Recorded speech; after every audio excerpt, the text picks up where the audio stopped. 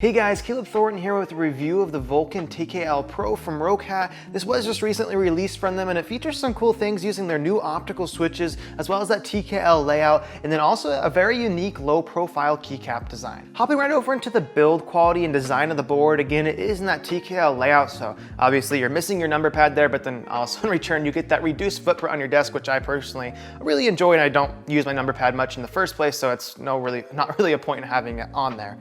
So kind of interesting inclusion and something I don't feel like you see a lot in TKL boards is on this one you get a volume roller as well as a audio track mute or unmute, which is really cool to see. I love the functionality of the volume roller, and having it on the smaller form factor board, which I feel it doesn't happen a lot, is really nice inclusion to have here. As far as the actual construction of it, you do get an aluminum top plate as well as a plastic one on the bottom, and overall, like when I'm pushing pressure, a lot of pressure on this thing, absolutely no flex are given it. Really solid build overall, no worries about it breaking down over time. It's just a really solid feeling board, and because of that, makes it feel premium, which you would expect out of the price point this board sits at. You do get a detachable USB-C cable on the back. They do include one in the box, but it's gonna work just fine if you have your own custom cable you wanna use, as it is off-center to the left a little bit on the back, so gonna work for that left to right run if you have a coiled cable you'd like to pop in here and use with the board. Taking a look at the bottom though, you do get a ton of rubber feet on the bottom, which is nice to see. Definitely kept it firmly planted, never slid around my desk at all. And then you do get one level of adjustability as far as incline goes in the back as well. And I will just quickly mention, having it just flat without the incline was a little bit uncomfortable for me. I just found it to be almost too flat because there's very little incline on it, but with the adjustability, I found it to be very comfortable in gaming to just daily typing on the board for productivity use. So really nice to see that included. The keycaps they're using on here are super unique, a very low profile and just flat design overall. Very interesting looking with the long stem on the bottom. They are just ABS, which is kind of a bummer, and they do show finger oils pretty bad. They are quite grippy though. They kind of have a rubbery texture to them, which I enjoy. I just don't like the feeling of, you know, when you have your fingers on it, it kind of feels like sweaty and then it shows the oils on there. That's definitely what these keycaps are like. So it would have been nice to see maybe something like a double shot PBT on here that doesn't have that same like oiliness to it. But they are grippy and they work just fine. I just would prefer something different, especially for the price point this board sits at. It would have maybe been nice to see the inclusion of some double shot PBT keycaps on them, but the keycaps are completely passable if you're just someone that really doesn't like the feeling of that like kind of oily or feel to the keycaps or having it show the oil, then you might not enjoy these.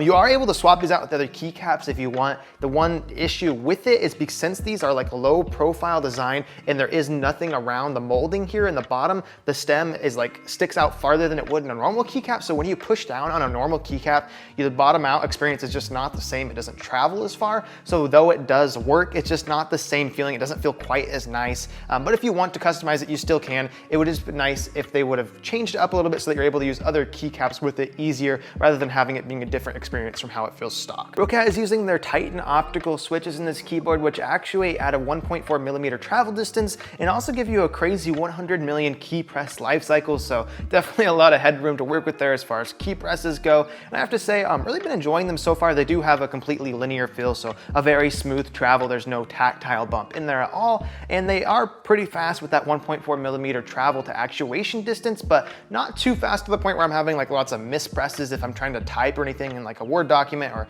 typing up things to try to get ideas together for a video. I've done a lot of that over the week and a half I've been testing it, and I've been really enjoying it. And then obviously hopping over into gaming, it translates really well over into that, still giving you those really fast key presses and also the benefits of it being an optical switch. I'm just really been enjoying them overall. Really great for going from productivity also into gaming, which I enjoyed about them. But I'll go ahead and give you guys a sound test of the switches now so you have an idea of what they sound like for yourselves.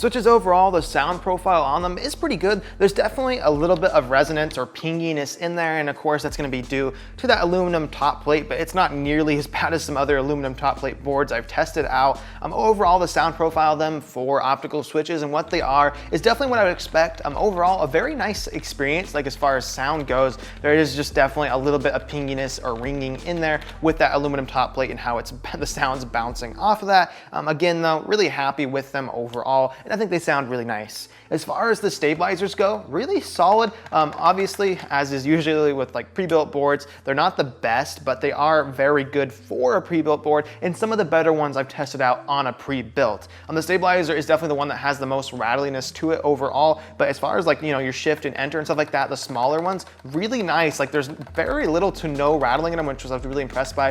Just that spacebar gives me a little bit more rattle in there overall. The sound profile overall as a whole on the board though, really solid. Just to quickly touch on the software and the lighting on the keyboard, I will mention it does get impressively bright. I mean, I had to turn it down in my room.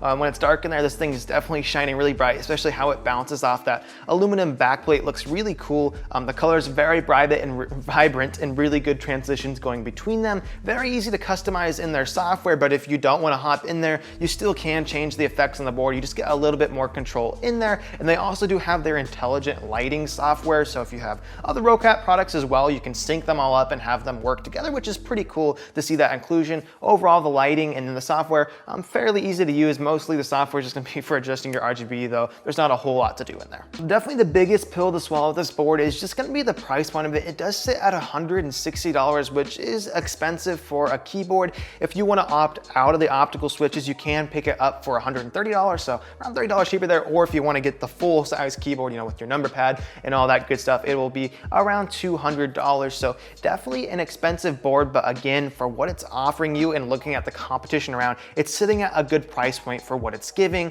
Obviously, this is aimed more towards gamers than it is just as a daily productivity driver use for a keyboard. Having those optical switches, fast actuation force to go along with that for gamers is going to be really, you know, giving that competitive edge in games. But overall, like, it's just a solid board, really well built. You get the cool low profile keycaps, which is a nice design, and as well as really nicely implemented stabilizers for a pre-built board's nice to see. Overall, it just feels like a premium product to hand. It definitely delivers as far as features and performance goes as well. So definitely a recommendation from me for those of you looking for that more, you know, gaming competitive edge kind of board. For those of you that just, you know, are getting into mechanical keyboards, you just want a more budget one, probably wouldn't go with this, but for what it is and what it gives you at the price point, I would say it's definitely worth it and gonna be a recommendation from me. Thank you guys very much for watching the video. If you did find it helpful or informative, please hit that like button for me, as it really helps me out and just takes a click from you. And if you want to hit that subscribe button to stay tuned for more videos coming up, definitely do that, because I'll have lots more tech content just like this coming up in the very near future. But I'll see you guys in the next video.